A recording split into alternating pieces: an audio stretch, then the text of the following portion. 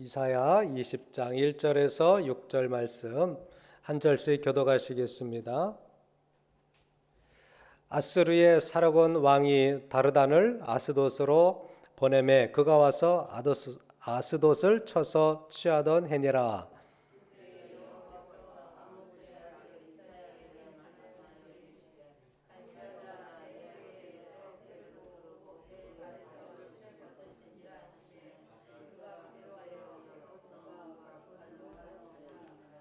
여호와께서 이르시되 나의 정 이사야가 3년 동안 벗은 몸과 벗은 발로 다니며 애굽과 구스에 대하여 징조와 예표가 되었느니라.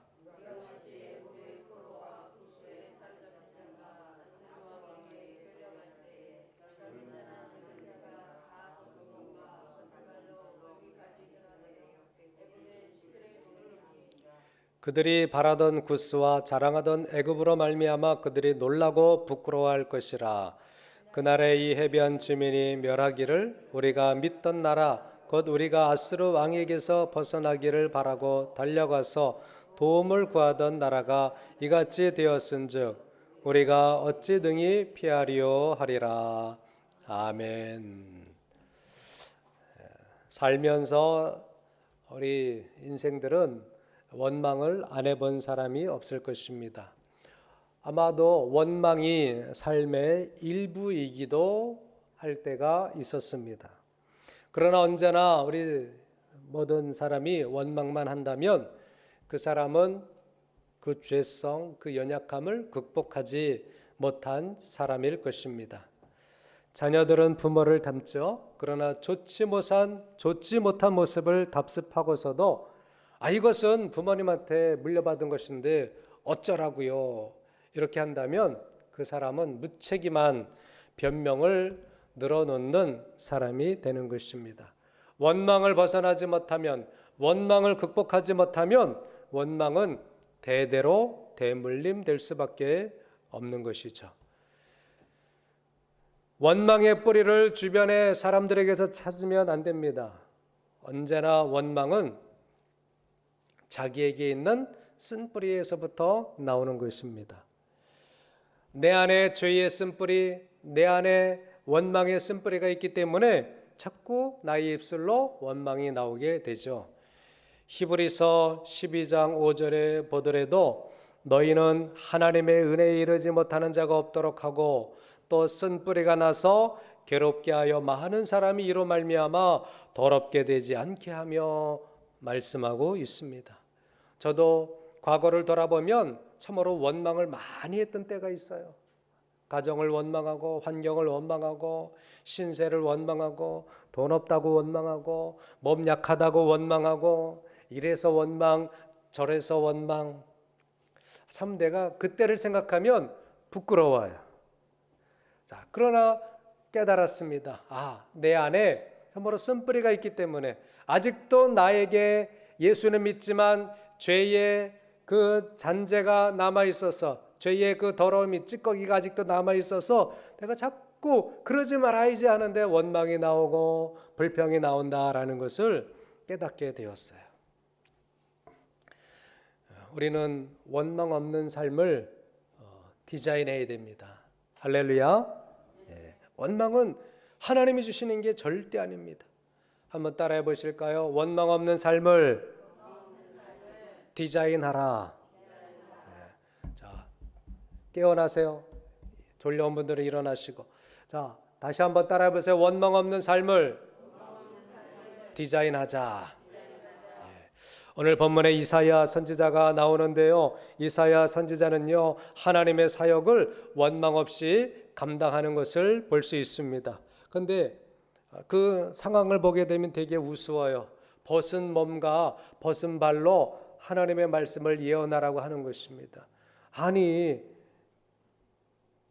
지금 내 자유대로 내 마음대로 지금 나의 안전만 생각해야 될 그런 상황인데 돌아다니면서 그것도 내 일도 아니에요. 하나님의 일을, 하나님의 말씀을 돌아다니면서 하는 것도 힘든데 옷을 벗으래요. 또 신발을 벗으래요. 참으로 부끄러운 것입니다. 수치스러운 것입니다. 여러분 우리가 지금도 누구를 만날 때거나 여러 사람이 모인 곳에 가면 우리가 다 옷을 입고 부끄럽지 않게 그렇게 다니잖아요. 여러분 그냥 막 아무것도 안 걸치고 막 시내 돌아다닐 수 있습니까? 그런 사람은 정신 나간 사람이죠. 미친 사람이죠. 정상적인 사람은 그렇게 안 하는 거예요. 그런데 하나님께서 하나님의 사람인 이사야 선지자에게 저 애굽과 구스에 대해서 예언을 하라고 하는데 벗은 몸과 벗은 발로 수치스러운 모습으로 그렇게 예언을 하라고 하는 거예요. 그런데 이사야 선지자는 저 같으면 원망하고 불평하고 이건 절대 못해요. 내 체면이 있죠. 이거 못합니다. 이렇게 할 텐데 이사야 선지자는 하나님께서 말씀하신 대로 벗은 몸과 벗은 발로 몇 년 동안? 몇 년이죠? 3년 동안 3절에 나와 있잖아요. 3년 동안 벗은 몸과 벗은 발로 하나님의 말씀을 예언하는 이런 사역을 감당하고 있었습니다. 자신의 위신이 깎일 수 있어요. 아니 점잖은 선지자가 오늘날과 같으면 점잖은 목사님이 저렇게 벗은 몸으로 다니면서 뭐 하나님의 말씀을 전한다고 다른 사람들이 보면 다 미쳤다고 하겠다. 그렇죠? 저 목사님 돌았다고, 저 선지자 저 기도 많이 하더니 미쳤다고, 돌았다고 아마 다 욕을 할 거예요. 그런데도 이사야 선지자는 3년 동안 이렇게 하나님의 말씀을 원망하지 않고 불평하지 않고 감당했다라는 것입니다. 그러면 그 비결은 뭐냐? 한 번도 원망하지 않고 한 번도 불평하지 않고 어떻게 이렇게 주의 일을 감당할 수 있을까? 그 비결이 뭔지에 대해서 한번 저희가 말씀을 들으며 저와 여러분도 원망 없는 삶을 살아갈 수 있기를 함께 힘쓰고 노력할 수 있기를 원합니다. 다시 한번 따라하세요. 원망 없는 삶을 디자인하자. 우리가 저와 여러분들이 지금까지 때로는 물질 때문에, 사람 때문에, 조건 때문에, 안 되는 것 때문에 원망했다면 오늘 이사야 선지자를 우리가 통하여 원망 없는 삶을 한번 나도 꿈꾸고 디자인해 볼 수 있기를 원합니다. 첫 번째로 어떻게 하면 원망 없는 사역을 감당할 수 있을까? 그 비결은요, 하나님을 알았기 때문이에요. 한번 따라하세요. 하나님을 알았기 때문이다. 이사야 6장에 보면 이사야 선지자가 부름받는 장면들이 나와요. 그는 그 체험을 통해서 하나님이 누구신지 알게 되었습니다. 그가 체험한 것은 숯불이, 제단에서 천사가 숯불을 가지고 자기 입술에 대는 이러한 놀라운 체험을 하게 됩니다. 사람이 살면서 부모님이나 가족이나 형제들이나 친구나 직장 동료에게 상처와 아픔을 당할 수가 있어요. 가장 가까운 사람들로부터 상처를 많이 받는다고 합니다. 아주 친했던 사람들에게 상처를 받고 정말 가까웠다고 생각하는 사람들이 나에게 아픔을 주는 경우들이 많아요. 그런데 우리가 일생을 살아가면서 가까운 사람들과 부딪혀야 돼요. 또 극복해야 됩니다. 한 정신과 전문 교수가 가까운 사람들로부터, 특히 부모로부터 받는 상처를 극복하기 위해서는 3단계가 필요하다라고 이야기합니다. 첫 번째로는 뭐냐? 아는 단계. I know. 왜 나에게 그런 말을 하셨을까? 왜 나에게 그런 아픔을 줬을까? 그렇게 말할 수밖에 없는 그분의 상황을 내가 알게 되면 상처를 극복할 수 있다라는 것입니다. 부모님이 나한테 이렇게 참으로 내 마음에 이 상처를 주는 말씀을 하시는데 왜 부모님이 나에게 그런 말을 하셨을까? 부모님이 나에게 그런 말을 한 배경이 뭘까? I know. 내가 부모님을 알게 되면 그 상처를 극복할 수 있다라는 것이죠. 선생님이 나한테 왜 그러시는지, 친구가 나한테 왜 그러는지, 그 친구에 대해서, 그 선생님에 대해서, 그 부모님에 대해서 내가 알아야 그렇기 때문에 나에게 그런 말을 했구나.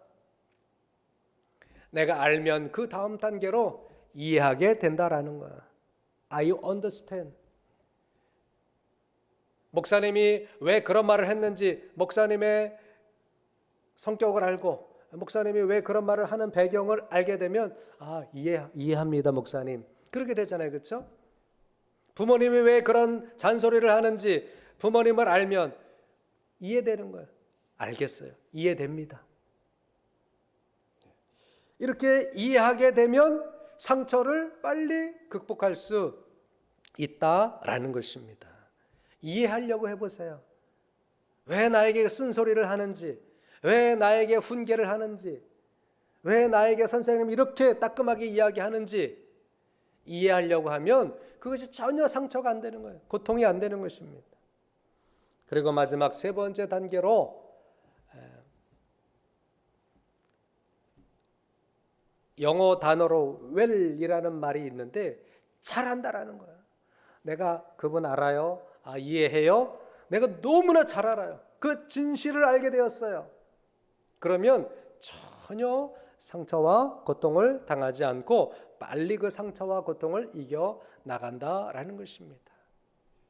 많은 자녀들이 부모님으로 인해서 가족들로 인해서 많은 그런 상처와 고통을 겪는다고 이야기합니다. 그런데 알면, 이해하면, 그 의도를 알게 되면 그것이 전혀 어떤 고통이 아니라 너무나 감사한 일이고 너무나 고마운 일이고, 나를 사랑하는 표현이 저런 표현이구나, 나를 교훈하시는데 저런 방법으로 하시는구나, 이거를 자꾸 부딪히고 거부하려고 하니까 자꾸 불화가 생기는 거예요. 하나님께서 왜 벗은 몸으로 벗은 발로 예언하라고 했는지 이사야 선지자가 하나님 나는 절대 못해요 그러지 않았어요. 하나님을 알았기 때문에 그 이해가 수용이 되는 거예요. 하나님이 어떤 분이라는 것을 알기 때문에 내가 벗은 발로 벗은 몸으로 예언을 해도 자기는 전혀 이상하지 않은 것입니다. 이사야 선지자는 하나님을 알았기 때문에 그래요. 그분이 거룩하신 분이요, 그분이 진실하신 분이요, 그분이 전지전능하시다는 것을 알았기 때문에 그분이 뭘 시켜도 다 하는 거예요. 여러분, 사랑하는 사람, 내가 정말 잘 알고 있는 사람, 그 사람의 진실됨을 알고 있다면 그 사람이 나한테 말하는 거 내가 다 하는 거예요. 그분은 틀림없이 없기 때문에. 이사야 선지자는 하나님을 알았습니다. 어떤 하나님으로 알고 있었나요? 이사야 6장 3절에 보니까 서로 불러 이르되 거룩하다 거룩하다 거룩하다 만군의 여호와여 그의 영광이 온 땅에 충만하도다 하더라. 우리 한번 같이 읽어보실까요? 이사야 6장 3절 말씀이에요. 같이 한번 읽어보시겠습니다. 시작. 서로 불러 이르되 거룩하다 거룩하다 거룩하다 만군의 여호와여 그의 영광이 온 땅에 충만하더라. 어떤 하나님으로 알게 되었어요? 거룩하신 하나님. 참으로 그 이름을 부르기조차 자기 자신은 너무 부족하고 자기 자신은 너무 부정한데 나의 하나님이, 나에게 말씀하시는 하나님이 너무나 거룩하신 분이다라는 것을 알았습니다. 그 거룩하신 분이 뭐를 시켜도 못하겠습니까? 그분을 알고 있는데 내가 부모님을 알고 있어요. 그럼 부모님이 나한테 뭘 시켜도, 어떤 심부름을 시켜도, 어떤 요구를 해도 내가 부모님을 잘 알고 있다면 하겠습니다. 그렇게 하는 거예요. 또 이사야 선지자는 하나님이 만군의 여호와이신 왕이라는 사실을 알고 있었어요. 이사야 6장 5절에도 만군의 여호와이신 왕이다라는 단어가 나옵니다. 저와 여러분들이 하나님이 왕이시라는 사실을 알게 된다면, 여러분 왕과 신하의 관계를 아시나요? 우린 그런 시대를 살아보지 않았기 때문에 드라마나 영화나 역사책을 통해서만 간접적으로 알게 되죠. 왕과 신하는요 천지 차이예요. 저도 직접적으로 체험을 안 했기 때문에 그냥 제가 알고 있는 지식으로 설명을 해드리는 거예요. 지금 여러분 청와대에 계신 대통령도 이 얼마나 국민들과 가까워지려고, 요즘 시대는 지도자와 가까워지려고, 국민들과 가까워지려고 노력하지만 예전에는 얼굴을 못 들었어요. 가까이 가지 못합니다. 다 무릎 꿇고 엎드려야 돼요. 길바닥에 엎드려야 돼요. 왕과 백성의 관계는요, 쳐다볼 수 없는 관계예요. 그런데 이사야가 자신에게 말씀하시는 하나님이 만군의 여호와 왕이신 하나님이심을 그가 알았어요. 그 왕이신 하나님이 뭘 시켜도 왜 못하겠습니까? 다 하는 거죠. 왕의 한마디면요, 절대 권력이에요. 아무 죄가 없어도 저놈에게 사약을 내려라. 그러면 그냥 사약을 먹고 죽는 거예요. 억울해도 할 수 없어요. 이것이 왕의 권력이에요. 이사야 선지자는 하나님이 거룩하신 분이라는 사실을 알았기 때문에 그분이 옷을 벗고 3년 동안 예언하라고 해도 그대로 순종합니다. 원망하지 않았어요. 불평하지 않았습니다. 하나님이 어떤 분이라는 것을 알았기 때문에 그는 대꾸하지 않았던 것입니다. 부모님의 진심을 아는 자녀들은 부모님이 뭘 시켜도 그 자녀들은 원망 없이 순종하는 그런 모습을 보게 됩니다. 남편의 진심을 아는 아내는 남편이 뭘 시켜도 따라줍니다. 아내의 진심을 아는 남편들도 아내가 뭘 부탁하면 그래, 알았어. 그 진심을 알기 때문에, 그 마음을 알기 때문에 뭐든지 다 들어주는 것입니다. 그러나 상대를 알지 못하면, 또 알려고 하지 않으면 뭘 시키면 왜 해야 돼요? 나는 그렇게 생각 안 합니다. 원망과 불평이 나올 수밖에 없는 거예요. 여러분, 저와 여러분들이 예수님을 믿으면서 예수님이 어떤 분이라는 사실을 안다면, 그분이 하신 말씀이 어떤 말씀인지를 안다면 저와 여러분들이 토를 다룰 이유가 없는 거예요. 거부할 이유가 없는 거예요. 원망과 불평할 이유가 없잖아요. 생각해 보세요. 따져 보세요. 그분은 죄가 없으셔요. 그분은 거룩하신 분이에요. 그분은 우리에게 정말 행복과 우리에게 영생을 주시는 분이에요. 근데 그분이 말씀하시는데 우리가 원망하고 불평한다? 그분을 모르는 거죠. 여러분, 내 안에 원망과 불평이 자꾸 생기려고 한다면 내가 정말 하나님을 아직도 모르고 있구나. 내가 예수님을 아직 모르고 있구나. 그래서 자꾸 내가 원망과 불평을 하는구나.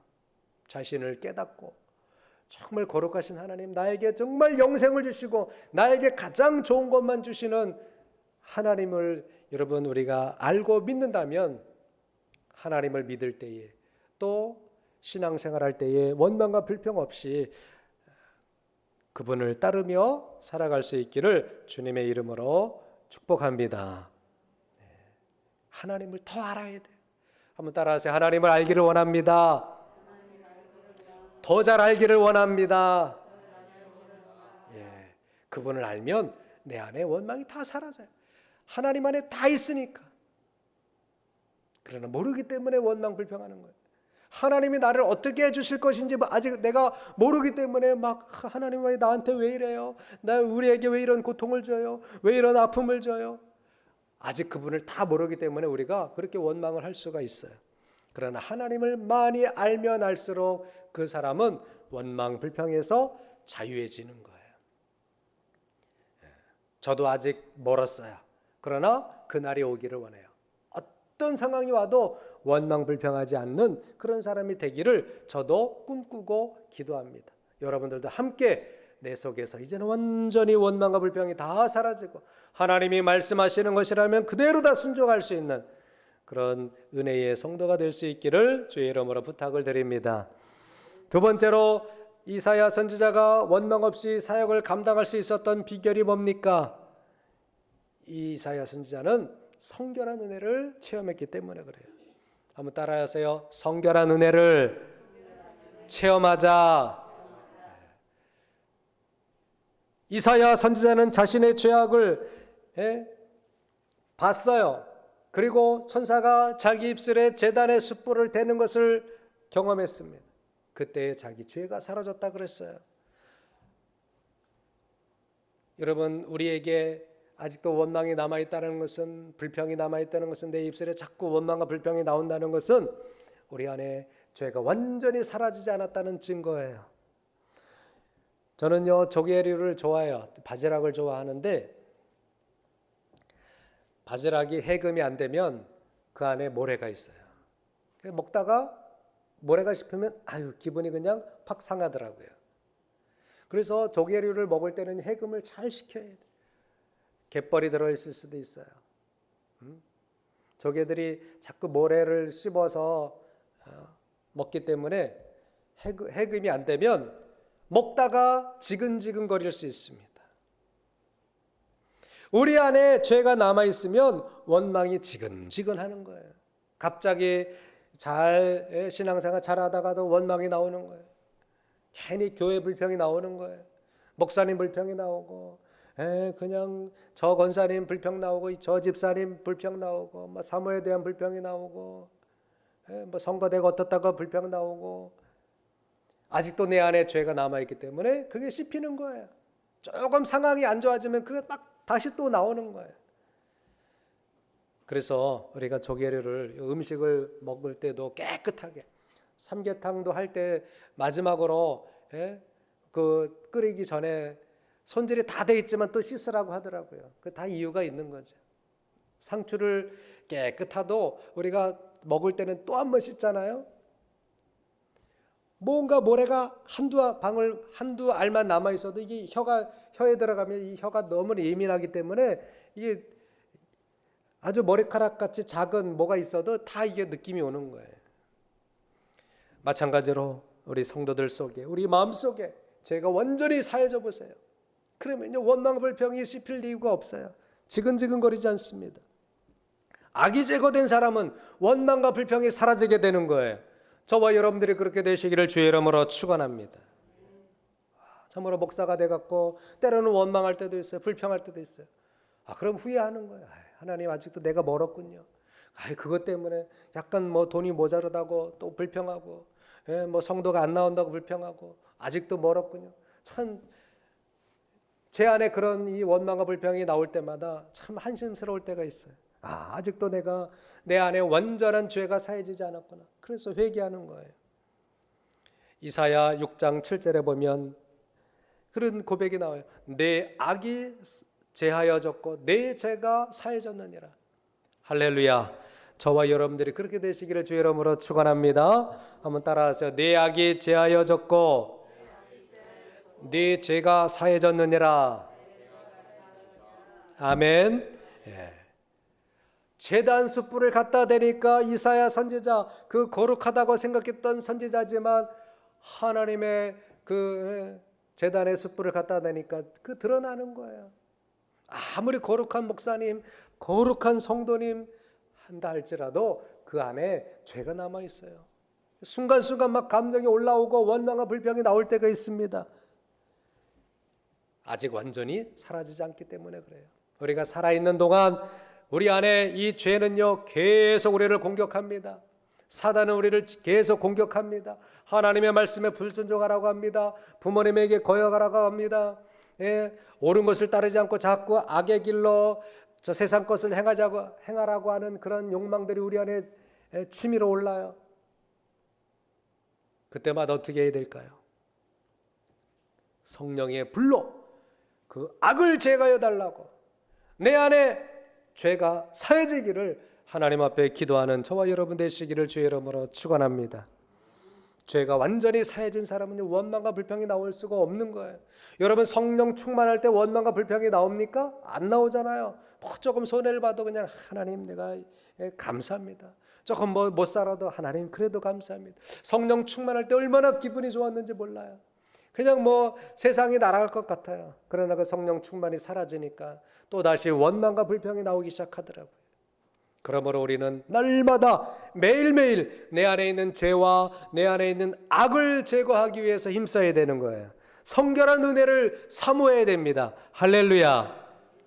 사도행전 3장 19절에 보니까 사도 베드로가 그런 이야기를 해요. 그러므로 너희가 회개하고 돌이켜. 한번 따라하세요. 그러므로 너희가 회개하고 돌이켜 너희 죄 없이함을 받으라.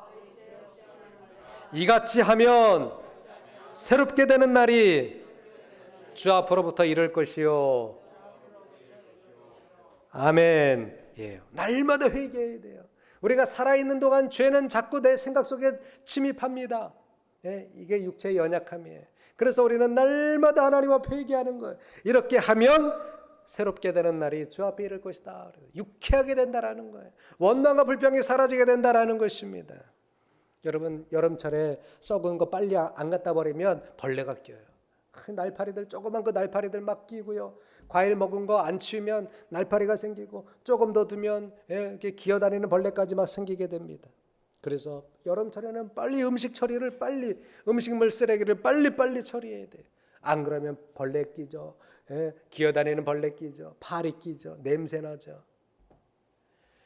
예수님이 말씀하셨어요. 마태복음 24장 28절에 보니까 다 같이 한번 읽어보겠습니다. 시작. 주검이 있는 곳에는 독수리들이 모일 것이니라. 주검이 뭐예요? 죽은 사람의 몸을 가리키는 거예요. 썩고 있으면 썩은 것을 좋아하는 독수리들이 모여요. 더러운 것을 치우지 않으면 벌레들이 낍니다. 날파리들이 날아듭니다. 우리는 우리 안에 있는 모든 이 더러움이 사라지기 위해서 성결한 체험을 날마다 원해야 됩니다. 성결한 체험을 한 사람은 제일 먼저 변화되는 게 있어요. 첫 번째, 생각이 변합니다. 한번 따라하세요. 생각이 변하자. 불순종, 원망, 불평의 생각을 빨리 버려야 돼요. 그 다음에 뭐가 변합니까? 변하냐 하면 입술이 변해요. 말이 변합니다. 제가 전에 그랬죠. 저도 욕을 참 잘했다고 아주 그냥 덩치는 조그마도 욕을 잘했어요. 그래야지 내가 먼저 강해 보이는 것처럼 그런 착각을 했던 것 같아요. 그런데 성결의 은혜를 체험하고 성령의 은혜를 체험하고 나니까 이놈 하는 것도 하지 말아야 되겠더라고요. 이 새끼 저 새끼 하는 것도 이젠 다 사라졌어요. 성결의 은혜를 성령 체험하니까 세상 말이 참으로 다 상스럽게 들려지더라고요. 그래서 참 그때 언어가 많이 변했어요. 지금은 야단치기 위해서, 훈계하기 위해서 때로는 이놈의 자식, 또 심하면 이놈의 새끼가, 그냥 내 자식한테는 욕할 수 있잖아요. 근데 남한테는 제가 욕을 안 해요, 지금도. 그러나 우리가 성결한 체험을 하게 되면 생각이 바뀌고요, 입술이 바뀌어요, 언어가 바뀌는 거예요. 우리 자녀들도, 우리 성도님들도 세상 말, 상스러운 말, 덕이 안 되는 말, 이런 것들은 쓰지 말아야 돼요. 요즘 아이들은 참 어떤 언어를 쓰는지 잘 몰라요. 무슨 말인지 모르겠어요. 이상한 말을 많이 하더라고요. 줄여서 이야기하고. 우리나라 말이 얼마나 아름답고, 옛날 그 노래 가사들을 들어보면 너무나 아름다워요. 너무나 순수하고 막 나비가 날아가는 그런 언어를 쓰더라고요. 참 이 우리나라 말이 아름다운 말이 참 많은데 사람들이 다 악하고 독해졌어요. 이상한 말을 많이 하고 상스럽고 음란한 말을 많이 하더라고요. 그러나 성결한 체험을 한 사람들은요, 말이 바뀌는 거예요. 원망이 사라지게 되는 거예요. 불평이 사라지게 되는 거예요. 그렇게 되시길 주의 이름으로 축원합니다. 그리고 마지막으로 행동이 변화돼요. 성결한 체험을 한 사람은 행동이 변화돼요. 거칠고 포악하고 그냥 막 내팽개치고 그랬던 사람들이 성결한 은혜를 체험하게 되면 늘 행동을 조심하게 됩니다. 부드러운 행동으로 변하게 되는 거예요. 여러분들이 생각이 아직도 변하지 않았다, 아직도 내 입술이 거칠다, 행동이 거칠다, 까칠하다, 아직 성결의 은혜를 체험하지 못한 거예요. 그럼 어떻게 해야 돼요? 회개해야 됩니다. 주님, 아직도 내 속에 죄악이 남아 있습니다. 분노가 남아 있습니다. 미움이 남아 있습니다. 증오가 남아 있습니다. 주여, 저를 불쌍히 여겨주시고 성령의 은혜를 체험하고 이 모든 것들이 사라지고 변화시켜 주옵소서. 할렐루야. 그렇게 기도하셔야 돼요. 이사야 선지자는 성결한 은혜를 체험했기 때문에 벗은 몸으로 벗은 발로 너가서 예언해, 그래도 그대로 순종하는 것을 보게 됩니다. 하나님의 말씀이기 때문에, 성결한 은혜를 체험했기 때문에 그는 그대로 원망 불평하지 않고 하나님의 사역을 감당했습니다. 마지막 세 번째예요. 따라하세요. 연합의 은혜로. 원망 불평하지 않은 이유는 이사야 선지자가 하나님과 마음이 하나 되었기 때문에 그렇습니다. 하나님의 말씀과 자신을 동일시했어요. 여러분, 기록된 하나님의 말씀은 하나님의 인격이에요. 하나님과 동일한 말씀이에요. 제가 여기서 하나님의 말씀을 전하는 사람이지만 제가 전하는 하나님의 말씀은 저 위에 계신 하나님의 말씀이다. 이렇게 말씀을 동일시해야 돼요. 저거는 그냥 연 목사님이 전하는 말씀인데 저건 사람이 전하는 건데 그런 사람은 계속 이중적인 신앙생활을 하게 되는 거예요. 변화되지 않습니다. 이사야가 만일 이중적인 마음을 가졌다면 벗은 몸으로 여러분 예언을 했겠습니까? 벗은 발로 다녔겠습니까?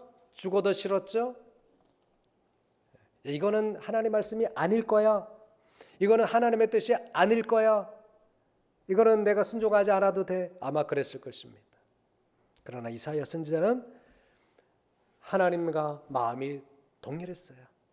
저 구스를 향해서, 저 애굽을 향해서 하나님의 마음으로 예언했던 거예요. 마치 자신이 하나님은 아니지만 자신이 하나님 되어서 그 역할을 하는 것처럼 그는 벗은 몸과 벗은 발로 예언을 했습니다. 앞으로 애굽과 구스 사람들이 자기가 행한 모습으로 동일하게 될 것을 그가 보여준 거예요. 결국 아수르에 의해서 애굽과 구스가 멸망을 하면서 그 백성들이 다 벗은 몸으로 수치를 당하는 그런 역사적인 일이 있었다라는 것입니다. 여러분, 우리가 하나님과 같은 마음을 품으면 자신의 체면이 중요한 것이 아닙니다. 자신의 모습이 우습게 여겨질지라도 하나님이 기뻐하시는 일이라면, 내가 친구들에게 따돌림을 당하고 내가 선배에게 미움을 당하고 또 내가 부모님에게 핍박을 당해도 하나님의 말씀이라면, 하나님의 말씀을 지키는 것이 중요하다고 생각한다면 여러분, 세상 사람들의 그 조롱과 무시는요 감당해낼 수 있어요. 사람을 중요하게, 체면을 중요하게 생각한다면 이중적인 신앙생활을 하게 되는 거예요. 교회 와서는 내가 믿는 척하고 세상에 나가서는 동일하게 똑같이 세상 사람들과 술 취하고 방탕하고 음란하고 악하고, 이게 바로 이중적인 그런 모습이에요.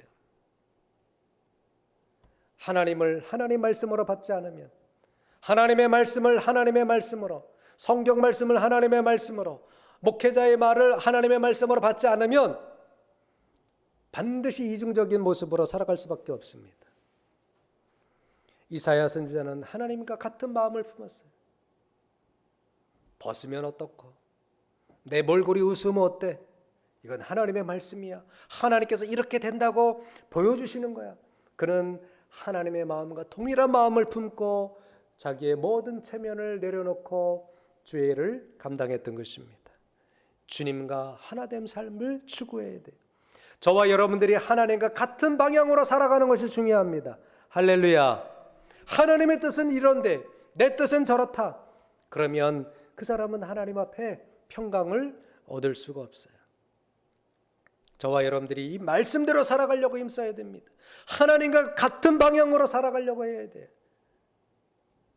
주님과 하나 된 삶을 추구하시기를 주의 이름으로 축원합니다. 한번 같이 선포해 봅시다. 하나님과 하나 되기 원합니다. 다시 한번, 하나님과 같은 방향으로 살기를 원합니다. 이게 신앙생활이에요. 신앙생활은요, 내 생각을 버리고 내 의지를 버리고 하나님의 길로 가겠다는 거, 하나님과 같은 방향으로 살아가겠다라는 것이 신앙생활입니다.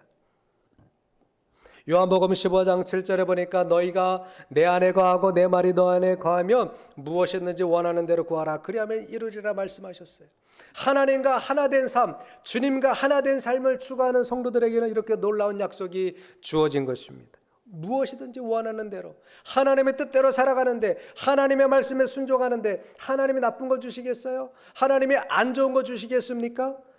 하나님이 좋은 것을, 하나님과 일치된 삶, 하나님과 하나 되기 위해서, 주님과 하나 되기 위해서 살아가는 성도들에게 귀한 것을 주실 줄을 믿으시기 바랍니다.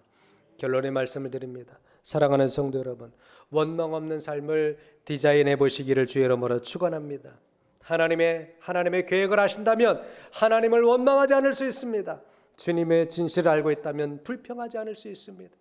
부모님의 마음을 안다면 부모님이 말씀하시는 것에 불평 원망하지 않는 것과 마찬가지입니다. 또한 자신의 죄가 사해졌다라는 체험을 한다면 원망과 불평하지 않는 거예요. 내 안에 죄의 찌꺼기, 죄의 쓴뿌리가 남아있으면 우리가 원망과 불평에 빠질 수밖에 없습니다. 저와 여러분들이 날마다 성결의 은혜를 체험하고 성령의 불을, 그 제단의 숯불을 입술에 댔던 이사야 선지자처럼 성령의 숯불이 저와 여러분의 입술에, 마음속에 닿아서 이 모든 불평과 원망이 사라질 수 있기를 주의 이름으로 축원합니다. 또한 주님과 연합한 삶을 살고 있다면 상황이 안 좋아도, 조건이 안 좋아도 불평과 원망에 빠지지 않는 거예요. 주님이 우리에게 뭘 요구하셔도 원망과 시비 없이 순종할 수 있는 저와 여러분 되시기를 주의 이름으로 축원합니다. 우리 야고보서 5장 9절 한번 같이 읽어보실까요? 야고보서 5장 9절입니다. 시작. 형제들아 서로 원망하지 말라. 그리하여 심판을 면하리라. 보라 심판자가 문 밖에 서 계시니라. 원망한다면 어떻게 돼요? 원망하면 심판을 당할 수 있다라는 거예요. 원망과 불평은 죄예요. 원망과 불평은 죄가 내 안에 남아있다라는 것입니다. 죄 있는 사람이 하나님 앞에 갈 수 있습니까? 갈 수 없잖아요. 그러므로 우리가 이 살아있는 동안 이 원망, 불평의 문제 해결해야 됩니다. 원망하지 말아야 됩니다. 빌립보서 2장 14절에도 모든 일을 원망과 시비가 없이 하라 그랬습니다. 한번 따라하세요. 같이 해보세요. 시작. 모든 일을 원망과 시비 없이 하라. 아멘. 그렇게 하시길 간절히 주의 이름으로 축원합니다. 주님을 따르고 주님께 순종하고 주님이 원하시는 삶을 살아보세요. 그러면 형통하고 평강이 찾아옵니다. 주님과 동행하시기를 원하는 사람은 원망에 빠지지 않는 것입니다. 저와 여러분들이 더 굳건한 믿음의 동행을 통해서 이제는 원망과 불평이 내 속에 다 사라지고 늘 감사와 찬양, 지난주의 말씀처럼 오히려 감사하는 말을 더 많이 하나님 앞에 올려드리는 그런 성도, 그 성도는 반드시 평강의 삶이 찾아와요. 반드시 잘 되게 돼 있어요. 그 삶의 은혜가 넘치게 되고 일도 잘 풀리고 형통하게 되는 것입니다. 원망 불평이 사라지고 감사와 기쁨이 넘치는 성도의 복된 삶이 되시기를 주님의 이름으로 축복합니다. 기도하시겠습니다.